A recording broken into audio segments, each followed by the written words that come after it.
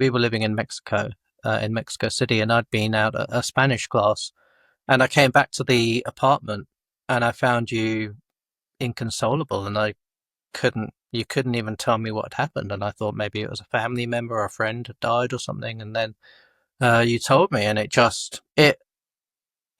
even now, I mean, it's been 10 years. Even now, it seems so hard to comprehend because Prince just seemed like such a superhuman, supernatural kind of figure.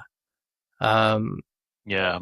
it was so hard to wrap your head around the fact that he died. But yeah, it was and it Yeah, I still is mean, incredibly sad. I can, you saying, oh, you thought it was a family member or a friend. I mean, I would argue that I don't think I've ever been as upset about anyone dying that I know as I was with Prince. And I don't Mm. mean that in a disrespectful way, but Prince meant so much to me for all of my life. I can remember being a little child with nowhere to live and scraping money together and going and putting Little Red Corvette on the jukebox. And I can remember what the Sign of the Times album meant to me and my family, and how much I knew every single word from the album back to front. And the amount of times I saw him in concert, most of the time, with you, we saw him a lot in concert together all around the world. It was such a shock to me. It was so heartbreaking. And just that idea that I would never see him again Mm. in concert. Like I'd gotten so used to it just happening all the time that it felt just really heartbreaking. And I didn't really see a world. Do you know when we talk about we can't imagine the world without Dolly Parton? Yeah, That's yeah, I felt like even more extreme about Prince. Like I just yeah. felt like this can't be happening. And he was only 56. Like he's only 4 years older than, I'm about to turn 52. That's so young Mm.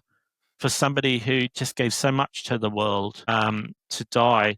And very sadly, it was also like an opioid addiction, and he And had an overdose on fentanyl. and that wasn't immediately public knowledge. And so it was very hard when that information came to light to reconcile that with somebody who was famously teetotal.